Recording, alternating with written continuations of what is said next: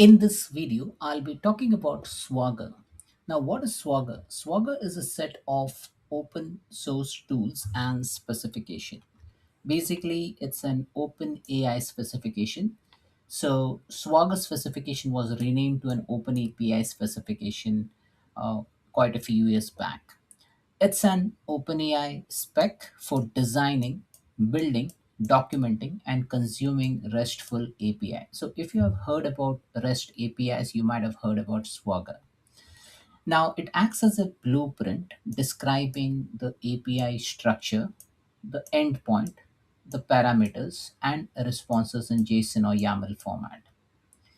Swagger basically allows you to describe the structure of your API. It enables the design, governance, and testing across full API-enabled lifecycle. So I've got a couple of reference link over here, which I'm going to go through when I start looking into the demonstration aspects of Swagger. Now, Swagger refers to the open source tools. It refers to the underlying specification, and it was renamed to OpenAI specification. So currently, I've seen like many of the documentation still refers to Swagger, but then this is the new name, OpenAI specification. So if you encounter a term called as Swagger anywhere while building, consuming, implementing the API, then make sure that you refer to the latest version OpenAI specification or OAS. Now OpenAPI 3.1x is the latest version, so we have got 3.0x, Swagger 2.0, Swagger 1.0. When it started with the 1.0, and then eventually it got renamed into OpenAPI. Now, basically, Swagger is used for documenting the REST API. It provides an HTML view of the API documentation so that you get to know which methods are supported, what is the input parameter, what is the output parameter you're going to get from the RESTful API. It provides detailed information on the HTTP method. Now, some of the useful information you get from Swagger is like the endpoint URLs, what method to use, what input data to pass, what responses that will be received, what are the mandatory parameters while calling the endpoint, and what are the authentication details for calling the endpoint. Now, I'll give you an example of a very simple Swagger file, Swagger 2.0 specification file. Now, if you read through this documentation, this is like a JSON document. The first element is Swagger, which provides the version number. Then we have an info tag. Then within info, we have title, version, and description. So you actually specify what does that API do? What is the version number of that API? What are the description? What does that API actually do? Then we have something called as a schemes. So schemes is HTTP or HTTPS protocol. Then what is the host name of that specific service or the endpoint? Then where does it reside within that service endpoint? What is the base path? So base path can be slash, it can be slash API, it can be anything. And then we have a path object. Now the path object is again a big object, so it has got a current path, and then within that you specify a get method, and then within the get method the actual uh, information of that specific API starts. So, say take for example, you have built an API to get the current weather. So you provide a summary, you provide a description, and this is the function which gets called, like the operation ID. So get current weather v2 is like one of the function you might have written, and it accepts a set of parameters. So as you see over here, it accepts a set of parameters like the name. In required type description etc, and then same here, it accepts this parameter name as query. Now technically if you see, this is one parameter access underscore key, and then this is a second parameter query, and then what it is an input parameter. The required value is true, the type is of string, and then it also provides you the description, like what information can you specify while calling that API. Now that's the sample format. That's one of the sample format. Then I have got a second Swagger sample format, which is I've just removed most of the content from it just to keep it more simple. Now we all know about Swagger, we know about information, we know about host base path schemes. Now it has something called as it consumes and produces, and then there is a path, and this time it's not a get one, this is a post one. So I've taken an example from an MCP server streamable HTTP for Microsoft Learn. So there is an operation or a method which has been written, it's called as an invoke MCP, and then it will provide you responses, multiple responses. I've just mentioned about one of the responses, that if it is 200 then the description is success. There are other parameters which you can specify, like the definition, parameters, responses, security definition, security tags, etc. Now, you can also build your own Swagger format, or you can create a custom connector within, say, Power Apps or Power Automate. I'll show you that in the demonstration.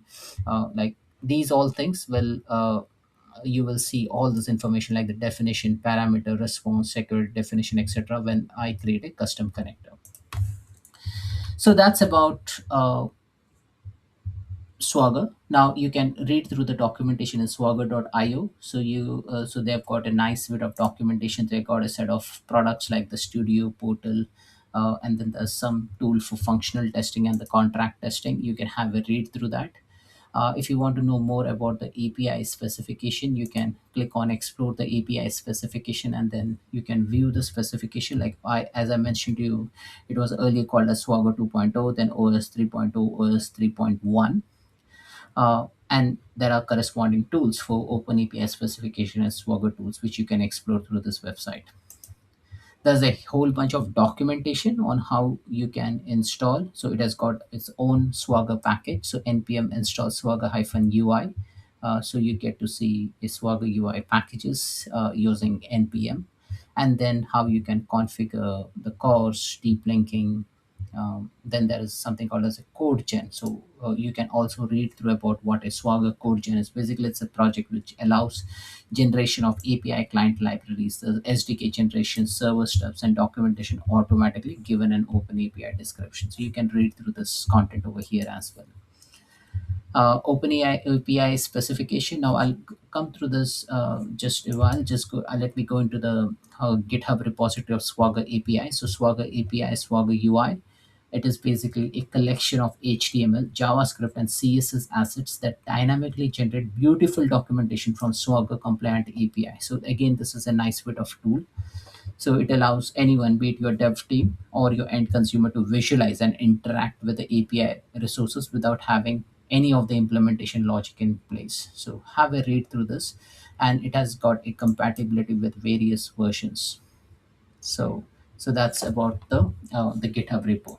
Now coming to Open API specification, the latest one, version 3.1.1. It is important to understand that Open API Speck defines a standard language agnostic interface to HTTP API, basically which allows humans and computers to discover and understand the capability of the service without having access to the source code documentation or network traffic inspection. Now, what are the different media types that are supported? So it has got a whole bunch of media type support. So you can have a read through that: raw JSON, text JSON, HTML JSON, full JSON, and a simple JSON. What are the different HTTP status codes that can be used within the specification? What are the format, and also the Open API description structure.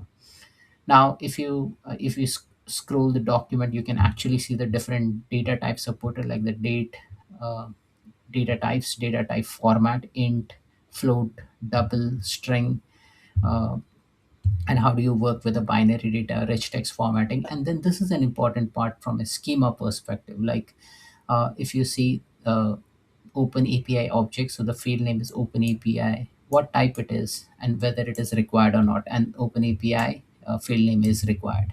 Then you have info, servers, path, webhook, component, security tags, and within the info object, remember the VS Code sample which I just showed you over here. Info, it's got title, version, description. So this is like a YAML version of it. But then if you see over here in the JSON version, info, title, description, version. Now you will see all this information listed over here. And this is like a sample info object example. So you can have a look into all this information if you want to know more about Swagger. It has given a whole bunch of information around license object, the contact object, the server variable object, component object, etc. within this documentation. So that's it, folks. This is all about Swagger. Swagger is a set of open source tools and specification. It's an open API specification for designing, building, documenting, and consuming RESTful APIs.